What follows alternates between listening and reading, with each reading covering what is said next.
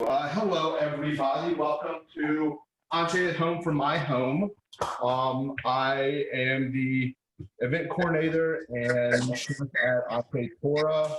I've met some of you. I still haven't met a lot of you because of what is going on, but you know, it's in time.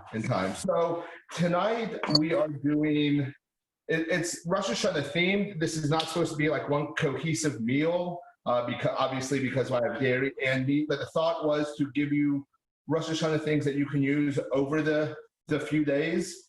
And I have the two dairy dishes that we start with, the crostini and the beet salad, can be prepped ahead of time very easily. So the thought was that it's something that you can prepare ahead of time. And then when you get back from synagogue and you need a luncheon, it's a great thing that'll be ready 2 seconds and it's good to go. Whereas the chicken, you'll probably want to serve hot and fresh and all that. So that was kind of my thought process behind this. Was not one cohesive meal, but just things that you can use over the time. Like I've said, the previous time is I'm not trying to do traditional Jewish foods. Y'all have been making them forever. There's no way I'm going to improve on Bubby's recipe. It's just not going to happen. Maybe when I make it for 40 years, I can do something, but it's not going to be better than what you've made your entire life. And so I'm not trying to do that. So like I said, tonight we're starting with the apple and goat cheese crostini, and then we're going to do the roasted beet salad, which we have goat cheese on it. You can leave the goat cheese off of it, and then it's a parve salad. But I really just like the way that the goat cheese and the beets work together. And then we're finishing it off with a braised lemon and honey chicken. Very, very, very tasty. But since we're at home, I'm starting off with a drink that has a lot of the Rosh Hashanah staples in it. We have apples and we have pomegranates. And I was going to put some honey on it, but I just left it up. So here we start with, here we go. So about 3 ounces of Crown. I'm making 2 drinks. So it's about a shot of each for the Crown.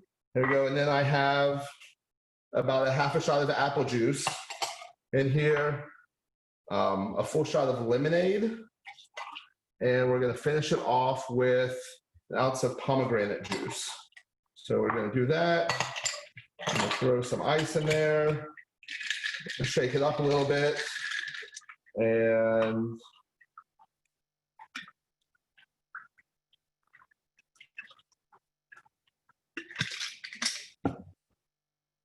cheers.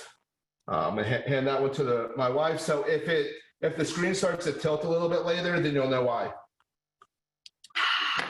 So that was again. So for one drink, that is an ounce and a half of Crown. Where's I have it written down right here? An ounce and a half of Crown, a half ounce of apple juice, 2 ounces of lemonade, and 1 ounce of pomegranate juice. It's very, very tasty, nice little mixed drink as you get your night started. So the first thing we're going to do is do our apple and goat cheese crostini. I have everything kind of mise en place over here. I'm ready to go. If you're cooking along, then we can go ahead and get started. I know this is the only one that's going to go fast. The other one, we're kind of doing the magic of TV to make them able to show you everything tonight. So the first thing I'm going to do, my oven is going to be turned on to 350. And I'm going to turn on my pan. I want a medium low flame underneath it. I'm going to put a little oil in there to heat up. It is not, oh, all right. Okay, so I'm taking my shallot and I'm going to slice it just like I would for an onion. I'm going to come across like that.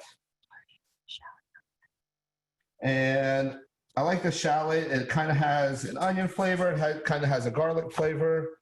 I've been using these ever since I got in the kitchens. I had no clue what it was beforehand, but I love them. And just give a little rough chop on them because we're going to mix this in with the goat cheese. I'm very excited about this. So So we're going to cook these slowly over a low heat and get some caramelization on it. I use a little, it's a vegetable oil blend actually that I made. I have oil, olive oil and vegetable oil, and the olive oil is great for sauteing, for cooking, for making salads. The vegetable oil is great for high heat stuff. And really, I mix it because in every restaurant I've ever worked in, we've had a blend of vegetable oil and olive oil, and that's what we did most of the cooking with. So I kind of made my own blend at home that I've been using. So while this is going to cook, slowly we'll start caramelizing it. I guess the drink is going to be consumed. I'll move this around a little bit. All right, beautiful. I'm going to start slicing up my crostini, and I'm going to cut it as a bias. No, this is a nice appetizer, so I don't have it too thick. Don't have it too thin. It's going to be perfect. I just want to toast it a little bit, just so it is good to spread our goat cheese on, and it will hold our apple and our pomegranate seeds. We don't want it thin enough that it's going to fall apart, but we don't want it too thick that it's too much for a mouthful. So I'm just making enough for, I'm going to pop these in the oven for a few minutes while they, and let them toast. I'm going to come back, move this around a little bit. See, I'm starting to get a little bit of color to it, and that's going to be wonderful. Very excited for this. And the next, I'm going to slice up my apple. I already had to wash it ahead of time, so it's nice and clean. This is a Honeycrisp apple, and so I picked this. I like it. It's a little sweet. It's juicy. And whatever I say about apples, the reason I picked it, like for the salad, I picked an apple, and as soon as I finish telling you, my wife is going to come on and tell you why I made the wrong decision of picking that apple. So this will be fun. Anyway, I've got my apple. I'm going to cut out the core. And I want to, same thing, I want these to be thin to go on top of my crostini.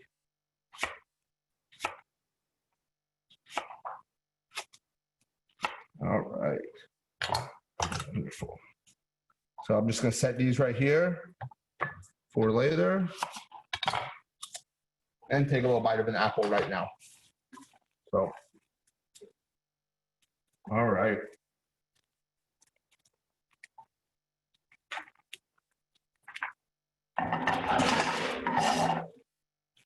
Down a little bit more. Just let this finish up while I get my goat cheese together. I pulled this goat cheese out a little bit ahead of time so that it is easy for me to work with. It's not quite room temperature, but it's not cold.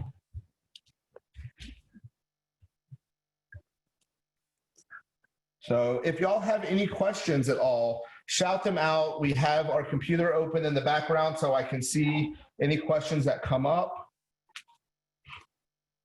So there we go. So I poured my shallots in. I'm just going to mix this till it's all incorporated. I'll put a little pinch of salt in here too. Bring out the natural flavors of the goat cheese. Do you scrape the oil from the shallots before you add it? I had such little oil in there that I left it in. You can, but I wasn't really worried about it. I knew it was really flavorful oil as well, the very, very small bit that was on there. Can you use a goat cheese with herb seasoning, or is it better? Yeah, if you want to use, like, I know there's lots of different goat cheeses out there. There's some that already have herbs in it, some that have honey in it already. You can use whatever you like. I'm really big with, I'm showing you something and you take that and change it however you want to. You can use goat cheese in this. You can use blue cheese. You can use mozzarella, whatever you want. I like goat cheese a lot, so it's kind of what we've done. My crostinis are almost ready. So I finished my apple really quickly. All right, so I have my other stuff, pomegranate and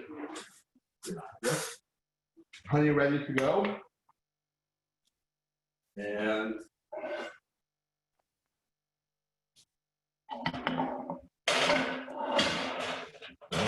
so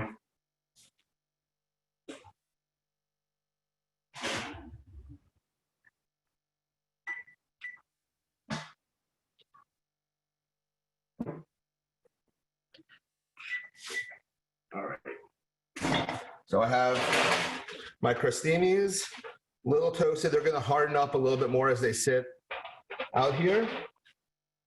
And I'm making this really quickly. Usually I would let these crostinis cool down completely. They'll be nice and hard and easy to spread, and this is going to be for me right now. But let's see. So here's my shallots, caramelized shallots inside the goat cheese. Little sprinkles all around. It's great. So I'm going to spread my goat cheese on that. However much you want, you can go light with it, you can go heavy with it, whatever you prefer.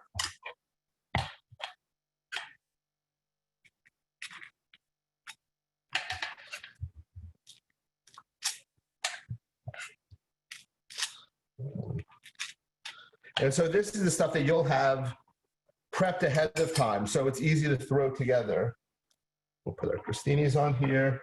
Here we have our slices of apple. And then I'm going to take, hello Ranger, are you looking for something? All right, I'm gonna take my honey and just kind of drizzle it on top. And finish it off with some pomegranate seeds. All right, so that's the first one. If you'd like to take some chive and throw it on top to give it a little bit of flavor, you can use a Granny Smith apple if you'd like to give it. It's gonna be a little bit more tart, but it will give it a little bit more color than this. So, Daniel, did you buy the seeds separately or did you buy a whole pomegranate? so I bought the seeds the other day when I was trying this out. I just bought the little container of seeds and we ended up using them all. So when I went to go get more container, they were all gone. So I ended up having to buy a pomegranate this evening and cut it open. Okay. And what's your source to getting they're called arrows. What's your source for getting the arrows? I'm sorry, the what? The seeds are called arrows. And where did you get them? I got them at Central Market. Okay. That was the only place I could find them the other day, because actually the pomegranate I found earlier today, and I hadn't seen them. I was in the same store I was in looking for one the other day, and they didn't have them the other day, but they had them today when I went by. So I think the pomegranates are first just starting to come out as it's getting closer to Rosh Hashanah. Right. All right, so let me just clear some of this stuff off and we will get ready with the beet salad.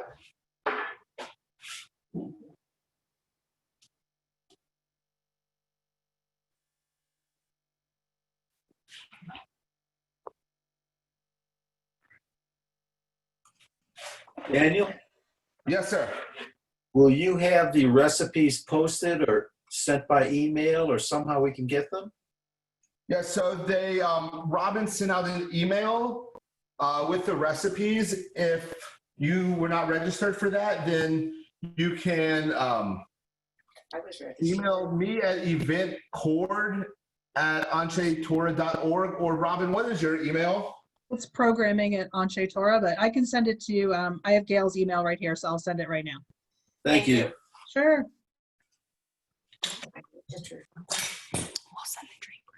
Okay, and I'll type up that drink recipe as well and get that sent out later. I guess she's moved on to mine. She finished hers. And Don't tell everybody. I'm not supposed to tell everybody that, apparently. All right, so we are on. Good.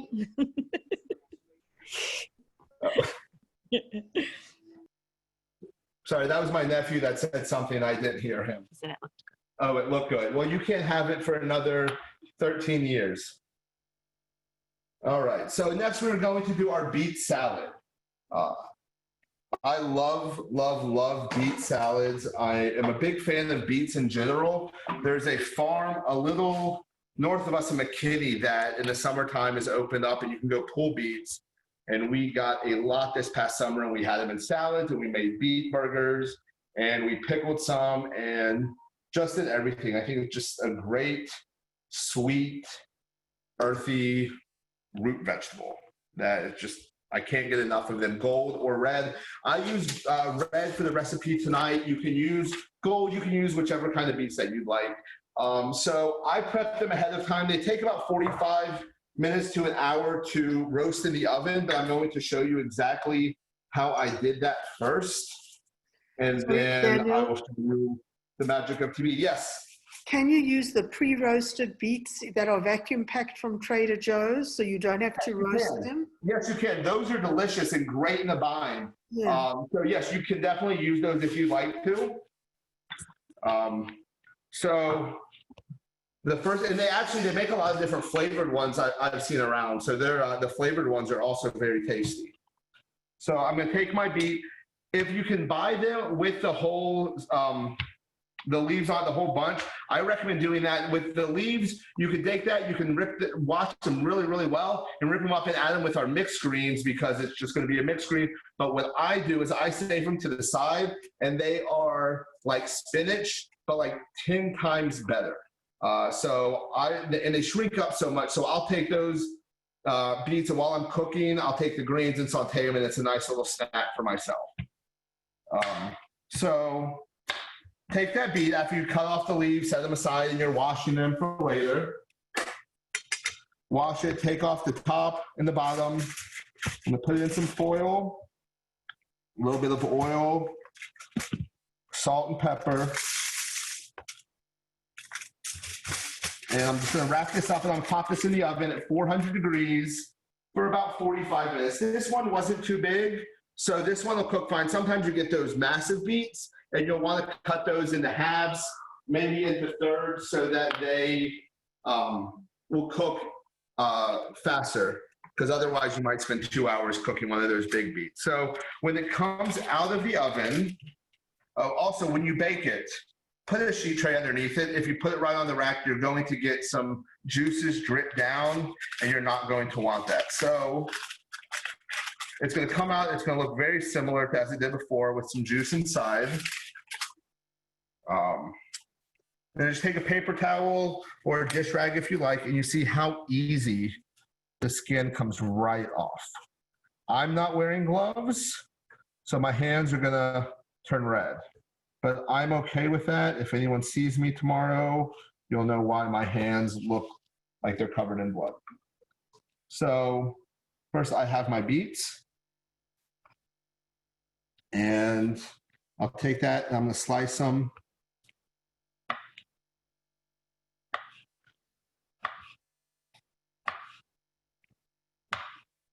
And I have a few over here. I had one earlier I cut in half.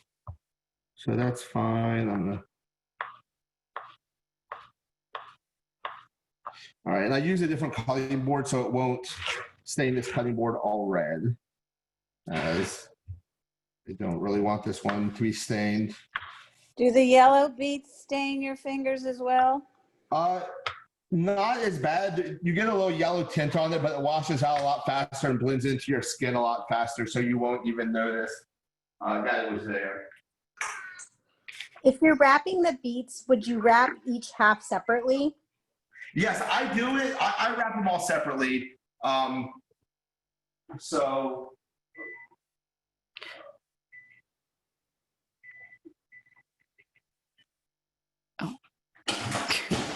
sorry.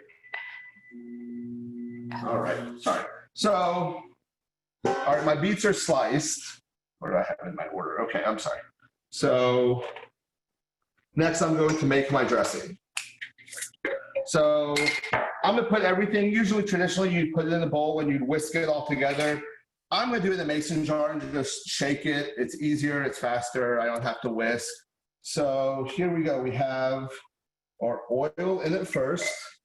I have a third a cup of olive oil. I have a third a cup of pomegranate juice. I have a quarter cup of pomegranate vinegar. It's hard to find kosher pomegranate vinegar. I don't know where I got mine. I've had it in the closet for about a year and a half, and I don't remember where it came from. I did look on Amazon, and they have plenty of different kosher versions of pomegranate vinegar. But looking in the stores the last couple of days, I have not seen it, so I can't tell you exactly where to get it, but it is out there. So next, I'm going to add my honey. I have 3 tablespoons of honey, and you don't need quite this much. You can use 2 and it would be fine, but it's Rosh Hashanah, so we're kind of going crazy with the honey. And then we have the mustard, some Dijon mustard, and that's going to help emulsify, basically bring our dressing together. I'm going to put a pinch of pepper in it, a pinch of salt in it, and I'm going to, so there it's really nice seeing it all split up in different layers. And just like that, we have a dressing. It's perfect. Make a day ahead of time and good to go for your cold lunch. So the next thing I'm going to do is take my apple. And like I said, my wife is about to tell you why you should not use a Granny Smith for this, but I wanted a nice tart apple to put inside this salad. We have the sweetness of the dressing. We have the sweetness of the beet. So I wanted something tart. And I want to cut them into matchsticks because I like the way that they work. If you're looking at your recipe, I said you can slice the beets however you want to. I like to slice them as I did in circles, so you can decorate the plate, as I will show you in just a second. You can cut them up, you can dice them up and mix them in with the salad if you'd like. I just kind of like the presentation that I'm going to show you just a little bit more. So I've got my spring mix. Just gonna add all of this in here. It's already been washed. I know it's good to go. You can wash it again if you'd like. They tell me on the box it's clean, and I'm kind of trusting them there. So, Daniel, do you have to use that kind of lettuce? no, ma'am. You can use whatever kind of lettuce you want. I was actually going to use baby arugula. It's not quite as bitter as regular arugula. But when I was in the store about to pick it up, I saw the spring mix and kind of decided that it sounded good to me for this salad. So that is exactly why I did it. You know, I had something in my mind. I went to the store, I saw something different, and so just called an audible and changed it. It was very, you know, just whatever I'm in the mood for. There's something like that with the chicken recipe that's coming next as well. So like my apples, my lettuce, and add my pistachios to it to give us a nice crunch on the inside. So I have all of that. I'm going to take my plate. And so what I like to do is just kind of take these beets and fan them around the outside. It makes it look all nice and pretty. Oh, somebody just said the pomegranate vinegar is available at the Persian store on Ohio and Park. The Persian store on Ohio and Park has a pomegranate vinegar. Yes, thank you. Someone just said, so thank you very, very much. I will be checking that out as soon as I need to get some more. I'm still good for another couple salads, but then I will need it. All right, so we fan these beets around the outside. I'm going to, so I want to just wet the salad. I'm not trying to soak it. I'm put a little out here. A couple spoonfuls, and I'll see how it is, and then I'll kind of go from there and see if I want to add some more dressing to it.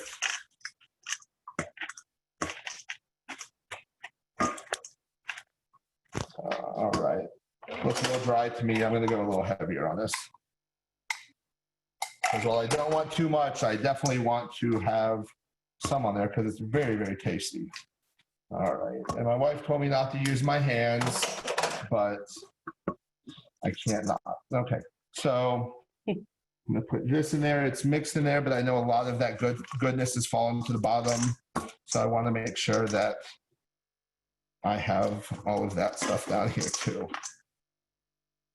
All right. So I've got that, our beets kind of missed the dressing, so I will take a little spoon and just drizzle some around the outside so I make sure that we're not leaving anything out. And then lastly, the goat cheese. You can use it, you can omit it if you'd like. I said in the recipe you could use the crumbles or you could use the log. And with the log, if you want to just take it and just drop it on there, that's fine. I like to take 2 spoons, make a little quenelle is what it's called. So I'm going to put a little on my spoon like this. I'm going to take my other spoon and push it out like that. I'll do the same thing with this one and just do it, oh, split out of me, over and over again until I basically make a little football. And this doesn't want to work with me as well. Okay, so, and I'll place those on there. So I'm not going to take a lot of quenelles because this does not work with me. So I'm just going to crumble it like this. Just have fun with it, work. Something happens, so I'm calling an audible and just changing it up. Have fun with it. Do whatever you'd like. So there's the beet salad with our walnuts. I'm sorry, not our walnuts, our pistachios, our apples, our pomegranate vinaigrette, and that is delicious. So now is the time that I'm going to trade off. I'm going to jump on the other side of the counter. If you have any questions, go ahead and type them up. And you taste it. Say it again? Yeah, the salad is very attractive. We tried it out. I'm sorry? He wants you to taste it. You want me to taste it? Okay, I will be happy to. Somebody else saw pomegranate vinegar at Central Market today, so thank you for that. Okay, great. So, yeah, perfect. I'll eat right out of the middle since it's just me at the house. Sorry, nobody's coming over.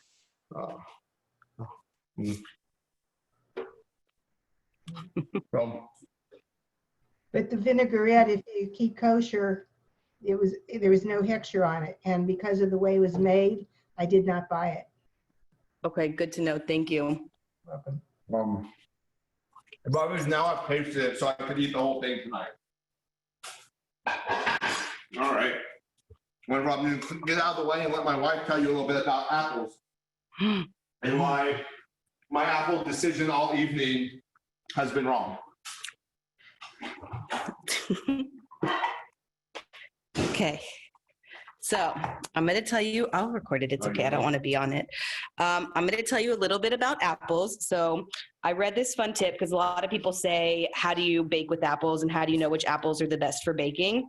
So I went ahead here and I took 4 different kinds of apples.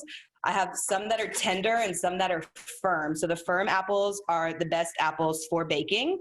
The firm comes in 2 different types, the tart kind and the sweet kind. So some firm kinds, the tart or the Granny Smith apples, and those are typically the best for baking. They're a little tart. Some sweet ones that are good for baking are the Golden Delicious and the Honey Crisp. So a lot of things that I read said to mix both of them. So it's nice to mix the tart with the sweet apples. I did this. I cut up 4 different kinds of apples. I have the Granny Smith, the Golden Delicious, Honey Crisp, and the Envy apple. So you're supposed to microwave them just to do a little test to see how they'll hold up when you're baking. I covered this in the microwave for 3 minutes, and you can see how well they hold up. So this is obviously the Granny Smith, so this one holds up the best. You can try them to see if they get mushy, then you don't want to bake with them. But we typically mix the Granny Smith with the Honey Crisp, so you get a little bit of tart and sweet. The tender apples are usually good for salads or applesauce, and those are like the Macintosh, the tart ones, and the sweet ones are the Gala and the Fuji apples. So that's my little apple speech for today. Thank you for listening. But I liked this tip that just said to microwave it, just so you can kind of see how they hold up. And that's how you can test to see if they're good for baking or not. Because if they get mushy, you obviously don't want to bake with them as much. So thank you. Now I'm going to head back to the chef over here. And if you have any questions about apples, I don't know much, but I could try to help you find the answer. Isn't she great? And so she told you to use something different than the salad that I use and to use something different on the crostini than I use, but that is okay. I'll tell you, she's usually right, even though I feel like I might know more about cooking than she does. She's always right. That's what I've learned. I'm sorry? We're doing meat. Oh, right. So I moved over to the other side. We're about to start our lemon and honey braised chicken. So this is a great recipe. Actually, when I tasted it, it reminded me of my mom's apricot chicken, just with the lemon version of it. Even though that's baked, this is braised, but still the flavors that kind of came to me, the memories that came to me while eating it were very similar to that of an apricot chicken. So I already cut up my chicken. I salt and peppered it. Add some oil to the pan, and I just want to brown it on both sides. Do two. I'm sorry. I used, this is back to my oil, my olive vegetable blend. You could use an olive. You don't want to use an extra virgin olive there. That is going to be good for a finishing oil or for salad dressings, but regular olive oil works great for browning and sauteing. So I've got this going. My pan is almost hot enough for me to brown this chicken. And so I'm going to start this here. I have one that I'm going to pull out and go, voila, this cooked in 15 seconds instead of the like 40, 45 minutes it takes to finish this start to finish. But I'll show you all the steps of it, really. So my pan is nice and hot. So I'm going to go ahead and throw this down and brown it.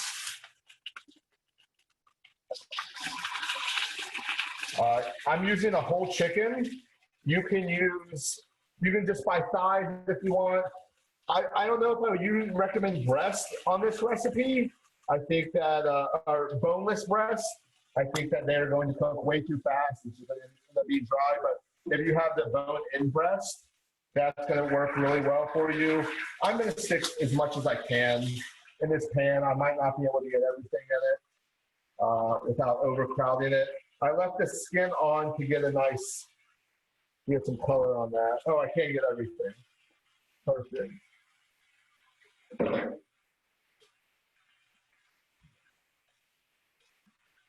All right, so that's cooking right now. While that's going, I'm going to go ahead and get my other stuff prepped up for it.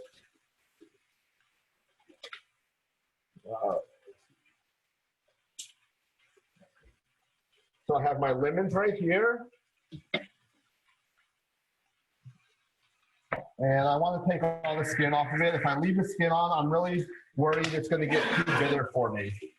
And that's I want the acidity of the lemons, but I don't want that bitterness of the peel. So I'll take that off.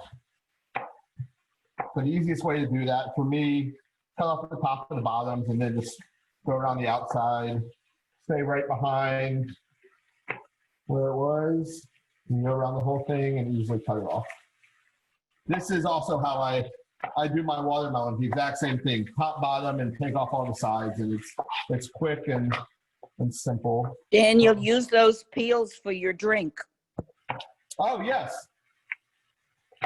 That's a great idea. I can put it around the outside, rub it on the rim, just throw it in there. It'll be great. So, thank you.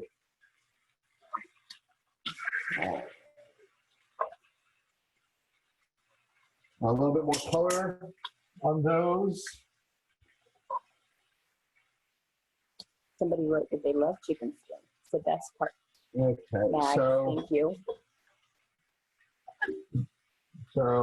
there's that.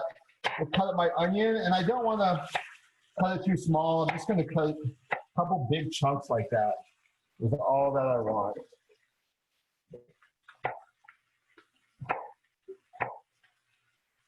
All right, let's see how we're going over here. The problem with having this much chicken in a pan is it drops that temperature down a little faster than you want. But that's okay. I'll just, instead of it being 3 minutes, it might take me 4 or 5 minutes to get the color that I want on my skin. Daniel, can you tell us why we're using a white onion, please, instead of a yellow onion? Honestly, that's what I had in the house when I decided to cook it for the first time. That was my real reason behind it. Is a lot of times, why do I use this? It's what's available. There was a time years ago where my wife, I go, I don't feel like making dinner. Rebecca, you make dinner for us. And she went in there and go, we don't have anything for dinner. I said, okay, fine. I got up and I whipped up a whole feast, and it's just taking what you have and putting stuff together. And that's what a lot of this. So the next thing I'm going to do is slice up my shiitake mushrooms. The reason that we're using shiitake mushrooms for this recipe is because the night before I made this, my wife used shiitake mushrooms in her recipe. And I went, oh, those are good. And then I walked into Trader Joe's and they had them. So I went, oh, perfect. So that's why we're using shiitake mushrooms. It was on the top of my mind. It was available. So that's just kind of what we went with. If you want to use... Are you suggesting that you can use any mushrooms? I'm suggesting you can use, well, I'm not sure if I would use the portobello mushroom. I think that the flavor in that is going to be a little too great and might overtake some of the lemon and honey flavor. But I definitely would recommend that you could use button mushrooms in there as well. But Trader Joe's has shiitake right now, so I go for it. They're very tasty. How hot should your pan be right now? It's high. It is all the way up because I just want to brown the sides, and I'm not really worried. I'm sorry, I didn't hear. Can you repeat that? Along with you. I'm cooking along with you, so that's why I wanted to know. Okay, great, Pam. I'm excited to hear how it goes. Okay, so put up the bottom. Me too. I'm cooking, but I only have boneless breast. So does that mean I should do something a little different? Yes. Switch it up. Do whatever you like. Oh, I'm sorry. No, she has boneless breast. Boneless breast. Oh. Sorry, it's loud. It's hard to hear. You could instead of I have down as like a 25-minute cook time on that with that boneless breast. I'd probably look at closer to like 12 or 15 minutes. It's going to be significantly less, and I wouldn't want you to burn them or to overcook them and dry them out. Because then if you're doing all this work, then it's just going to be a waste. So I've got some color on these. Yeah, good enough. So take all this out. I've got lots of yummy juiciness down there. All right, so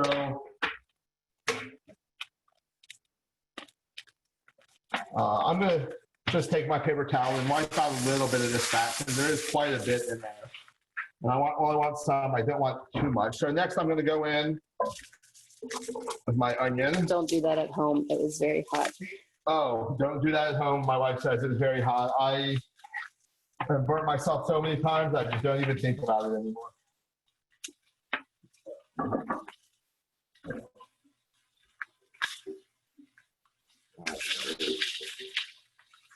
So I would throw my onions in and just let them brown for a moment. I'm turning this heat down to medium. I'm not trying to cook them too hard. I put all my onions right there because I'm trying to loosen up all of this goodness that's stuck to the pan. I lost an onion down there. It smells delicious soon. So I'm gonna let that go for a minute. And let me finish it up my mushrooms so that they're good to go.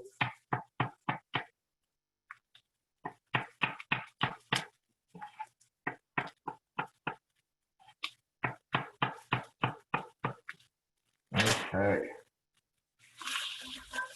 All right, so a little color there, and then I'm gonna take my whole garlic and throw them in there and just give that a little color as well.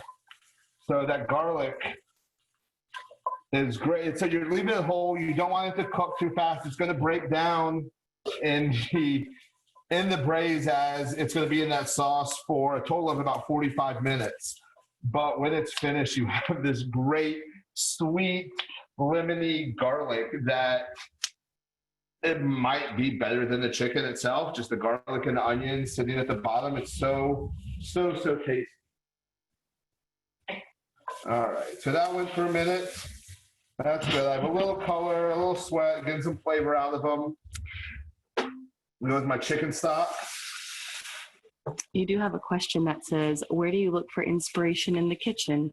Where do I look for inspiration in the kitchen? From Brian Bernatsky. From Brian Bernatsky. Brian Bernatsky I have known since probably before we could walk. So great question, Bernie. Well, I'll tell you my favorite restaurant in the country is this one in Philadelphia called Abe Fisher. It is a Jewish style restaurant.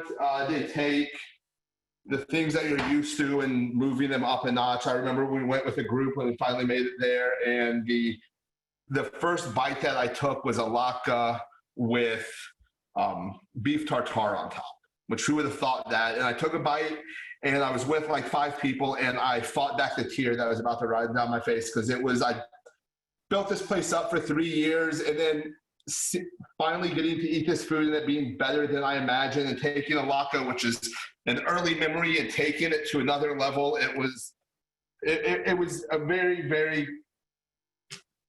I don't want to say it was an emotional meal, but it was a wonderful meal, and I loved it. So chicken stock is in there. I have 3/4 cup of honey. And it's going to be nice and sweet. You could go a little lighter on the honey if you want. It's Rosh Hashanah. I'm not sure why you would. I don't know. Somebody asked where these were from. Where are these from? I think they're from Target. And they have lids on them. ISI Basics. They originally came with lids when we've had these since we moved in together. I have no idea where we got these from. I think Target. She thinks Target. So the honey's in, the lemon pieces are in as well, and then my mushrooms.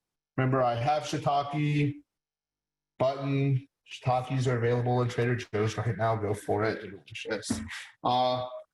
And then going to put all of my chicken back on here. I turn this up because I want to get my liquid up to, we're going to simmer, but I want to bring it up to heat first, get a little boil on it, and then I'm going to cut the heat down on it immediately after that. And my little wingies in last, and lay some thyme on top, and then I'm going to take some foil, cover it up. So I'm going to move this, I'm going to attempt to move this out of the way. All right. So that's what it's going to look like. You're going to cover that up. You're going to let it go for about 25 minutes. When all that's finished, you're going to take that out. You're going to put your you're going to take it out and put your chicken on the pan to the side, and you're going to let that sauce continue to cook.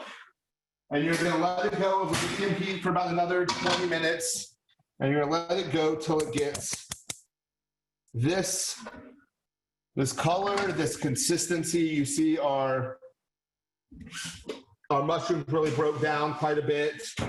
Our garlic has broken down. Let me get this. I'm going to kind of pick it out a little bit so you can see while I add some more heat to it just to bring it back to life. I did this ahead of time so you can see. That was 25 minutes with the chicken cooking, 20 minutes with the sauce is in there. And so I'm just fast forwarding it to the very end. This is still a little loose, so we're going to bring heat and finish the reduction on it. So just a little bit more while I have my chicken in the oven under broil. So we can bring some heat back to the chicken because it sat out for 20 minutes while we made our sauce. And we also want to crisp up our skin and give it a nice consistent texture while for our service. That was the time he just took out. I took the time sprig out because nobody really wants to bite into a piece of chicken or have it on a plate and have just a big stick on there.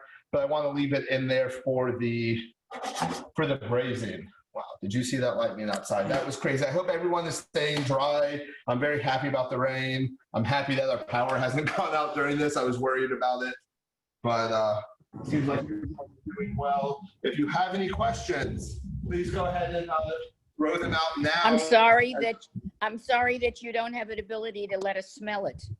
Yes, me too. I'm, hopefully once we can all be in the same room together, we'll start doing a couple of these live every once in a while. It smells really, really good. Yeah, it does smell really good. I'm happy about it. I made it to synagogue last Friday, actually, and a few people. The Rabbi Weinberg got some. He enjoyed it as well. I actually expected him to go for the chicken tenders because he's a big chicken tender guy, but he somehow decided to eat this lemon chicken instead.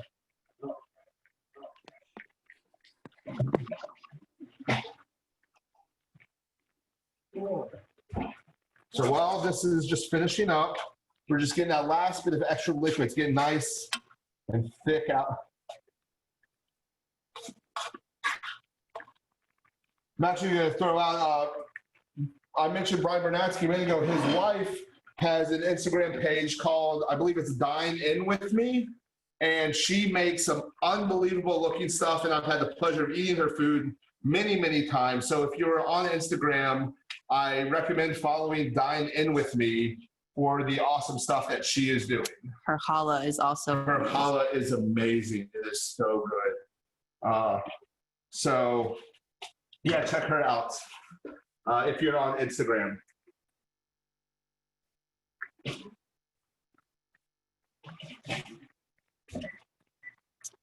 What are you doing to the chicken down there?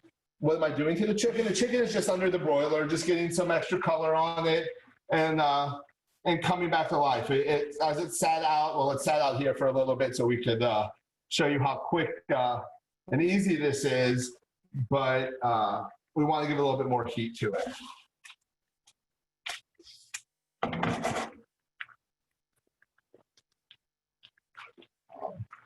I don't know if I would, let's see. So even the lemons really fell apart here. There's a piece of it. I didn't try the lemon, but this garlic is so good. You see how it just falls apart. So maybe if you have some extra challah, spread it on the challah, that'd be delicious. So I'm going to plate this right now. I could have left it in for a little bit more color, but we're just gonna go ahead and do this so you can see what the final product is going to look like, instead of just me killing time and until I got a little bit more brown. But you know what you're looking for. Looking for a golden brown, delicious color. That's nice and tasty. And then I will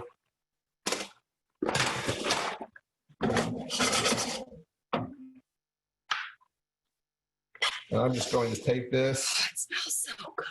And spoon it all over. Oh, yeah.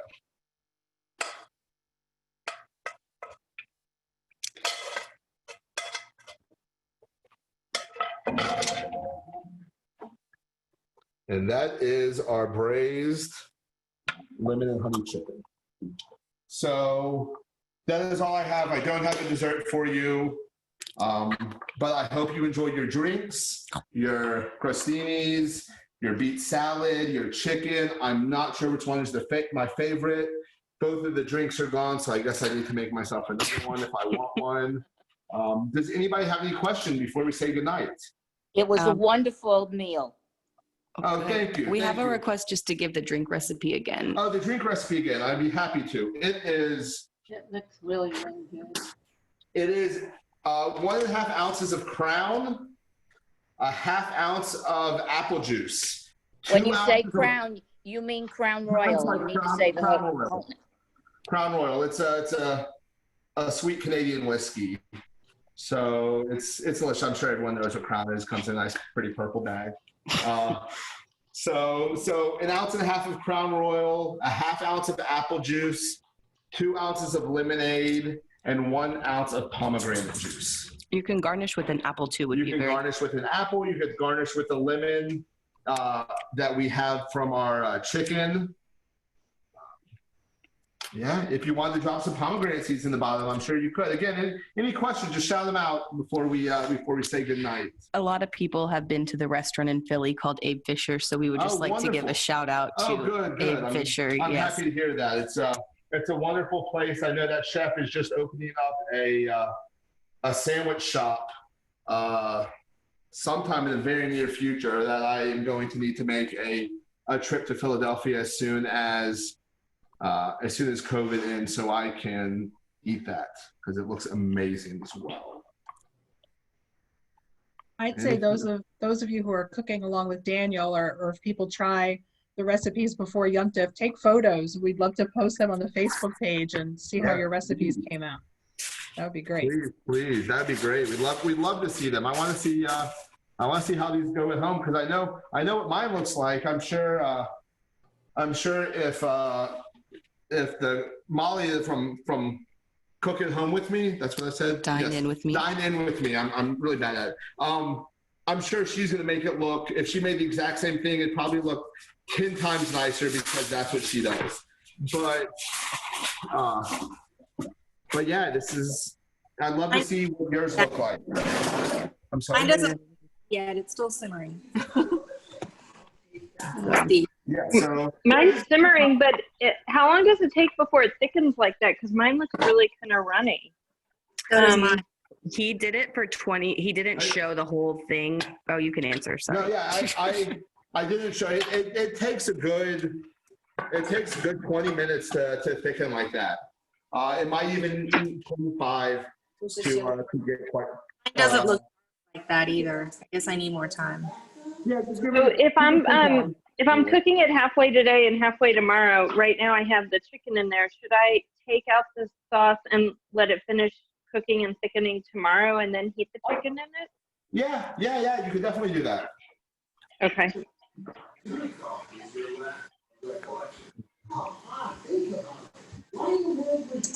Yeah, I don't think I put enough mushrooms in too. I think I need more mushrooms.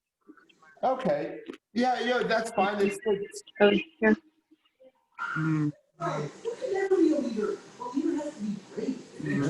This is so good. Well, thank you all very, very much. I don't know what our next one is. Well, I'm sorry. I'm sorry. Does the Thank you. over time? Because my color, it's not looking dark like that. Yes, it gets darker as it finishes. Okay. It's not going to be. It's going to start out bright, and that richness is going to set in as it gets there. It's not till the very end that it really gets that dark color. Okay. Because that honey is reducing down, and that chicken stock is reducing down, and the juice that comes out of the lemons it's coming out there, and then that's reducing down with it. So you're getting all three of those things just coming together with the onions that are cooking. So that's really where that darkness comes from. So it does take time to develop that color. Thank you, Daniel. This was so great. You did great. Thank you. Thank you very much. Thank you very much. I can't wait to feed y'all in person. I'm looking forward to it. So are we. Thank you, Daniel. Thank you, Rebecca. You're welcome. Thanks for tuning in, guys. It was really fun, and it's almost all gone now. We'll deliver soon. Mm. Come up here to Memphis and cook, Daniel. Soon. I don't know did. when. Thank you for